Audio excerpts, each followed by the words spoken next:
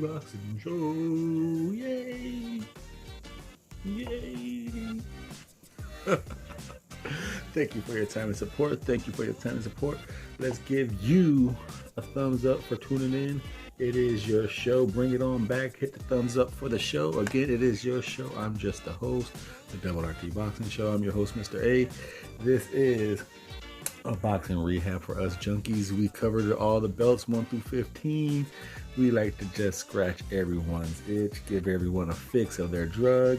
Right here in the rehab for us junkies, and right here we're doing a nice little segment that, you know, brings a little chuckle to us. Is it a great fight? Is it a nice fight? Is it a what the fuck is that fight? And we're talking about Charlo, the 160 WBC champion, taking on Montiel.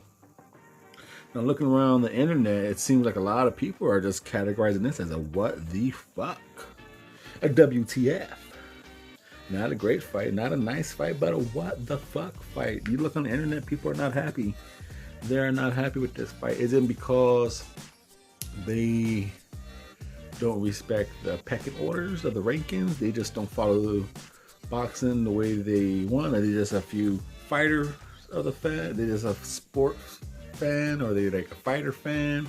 Because I figure if you dwell deep into what this fight really is, you might have a different conversation. You know, a lot of people are just angry and what the fuck because they don't know who Juan Montiel is. Fine, figure that's fine, you know.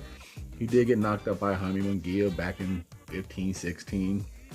But at the same time, he is coming off his biggest victory against James Kirkland.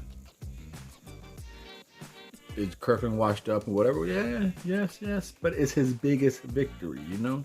Now, like I said, on this show, we cover the belts and the rankings and all that good stuff. Boxing is a year-round sport. You got it through 1 through 15. You got to respect them. How do you climb the ladder?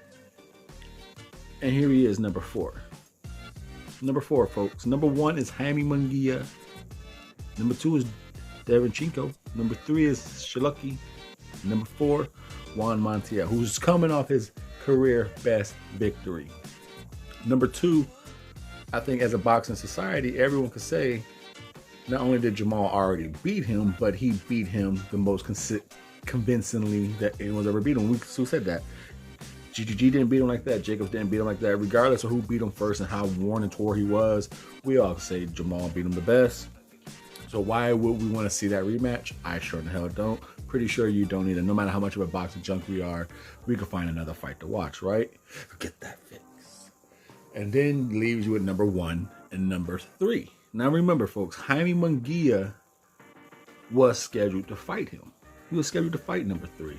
Remember, Shalucky pulled out with an injury. They tried to do it with a replacement of Belliard. That fight fell through. So number 1 was not available because he was fighting number 3. He already beat number 2.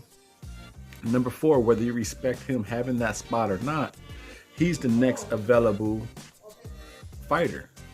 The top of the line, it's the way you're supposed to go. You get the next highest guy available.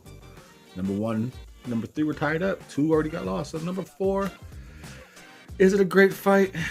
No. Is it a what the fuck fight? Maybe you might say the opponent is, but right here on the WTF Boxing Show, we're going to categorize Charlo taking on Juan Montiel, coming off his best victory, as a nice fight. Not the fight we want, but it's a nice fight. He's been calling out Benavidez, talking his shit about Demetrius Andrade, making this look worse, making this look like a what the fuck fight. But it's a what the fuck opponent, but a nice fight. Thank you for your time and support.